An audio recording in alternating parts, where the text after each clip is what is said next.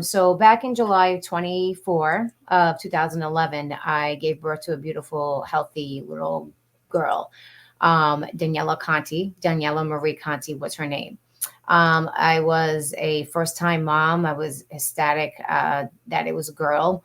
And my husband and I came up with the name Daniela because it was an Italian name. We came from an Italian background, so we kind of agreed with the name Daniela. Happy as can be. I was actually in labor with her for 101 hours, believe it or not. I felt like she didn't want to come out into this world. Daughter Daniela ended up, starting kindergarten. Great, a month into kindergarten. She started complaining about a bellyache. She kept saying, "Mommy, my belly hurts. My belly hurts." You just don't, didn't understand where this pain was coming from. She kept complaining about her belly. So as a mom, you think like, oh my God, you cook something. She was constipated. What do? You take her to the pediatrician and they don't see nothing wrong with her. They send me back home. And then here comes a week later and she says, "Mommy, my belly hurts." I get the calls from the schools and the teachers saying, you need to come pick her up. Her belly hurts. So fast forward, I think it was around Halloween in October of 2016. We took the kids pumpkin picking because it was like a family tradition. And my daughter, Daniela, obviously, she was like a kind of a mush. We didn't know what was wrong with her. Usually she would be active. She would be playing with her siblings, running around like a normal 5-year-old would be, right? When we get home that night, the worst thing happened. She just ended up laying dead on the floor. She collapsed basically. And we were like, oh my God, rushed to Children's Hospital, which was a Stony Brook Children's Hospital, which was the closest hospital here in the neighborhood. They said the scans didn't look good. We didn't know at the time what was going on. They were like, what is going on? Like, we need answers. So we turned around and we told them, go to the closest hospital to run more tests. So this was throughout the weekend. And what happened that weekend is they ran more scans. And that Monday, I go to see her in the hospital, Jason, and I can't tell you, she's laying in the bed with kind of like a basketball inside her belly, like she was pregnant. And this is a 5. And I'm like, oh my God. And I go to my husband and I said, what is going on? Are they telling us anything? They're like, no, we took scans. They took a biopsy. Nothing yet. So Tuesday rolls around. I'm in the hospital. Doctors are saying, we don't have the results yet. Fast forward Wednesday morning, I see a bunch of doctors outside the hallway. And I kind of knew as a mother instinct that something was not right. And they come into the room and they said, "Can we have a word with you?" Obviously, I didn't want them to say anything in front of Daniela.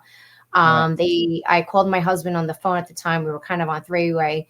And they sit us in a conference room and they tell us that, we're sorry to tell you, but the test results came back and your daughter has cancer.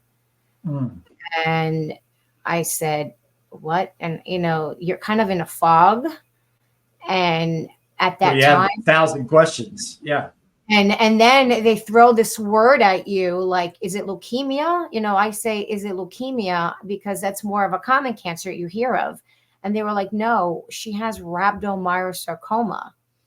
And I was like, what? And I couldn't even pronounce it. Today, right now, I always call it rhabdo for short, but rhabdomyosarcoma, it's a soft tissue cancer. So we kind of got rolled with the punches. She had surgery the next day. She had her medi poured in and we started chemo.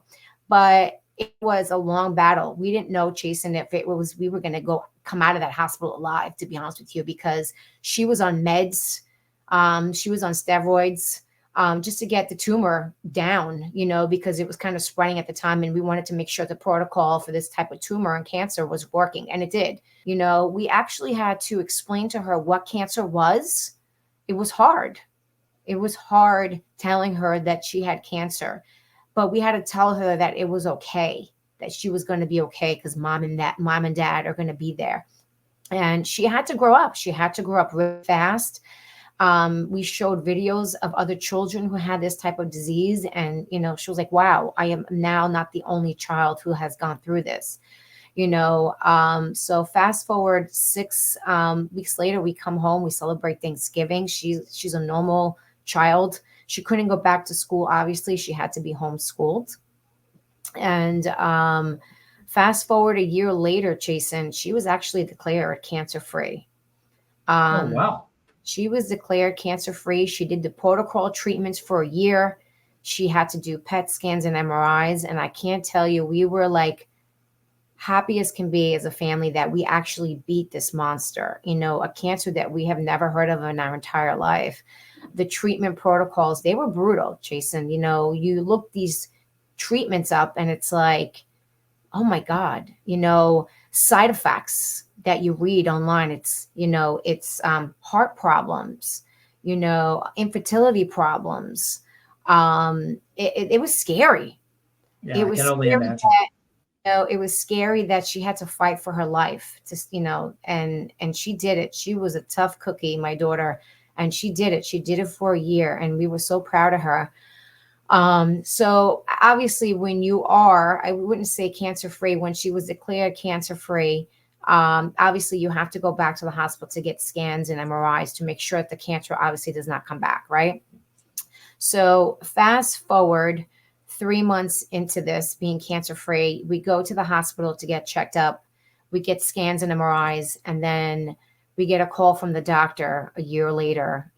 This was, I think, maybe in November of 2017.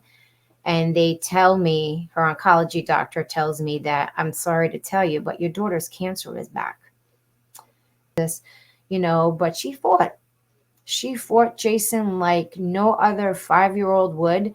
And she beat it. She went on for a year. We kept telling her, it's okay, Danielle, you don't have to go through this. It's okay. Mommy's here. I was there and I saw it all, So going back to my daughter's story, Jason, the surgeon performed the surgery on her, and it worked. But I would say in December of 2019, you kind of could see like she was changing a lot. She had like discoloration in her eyes. She was sleeping a lot.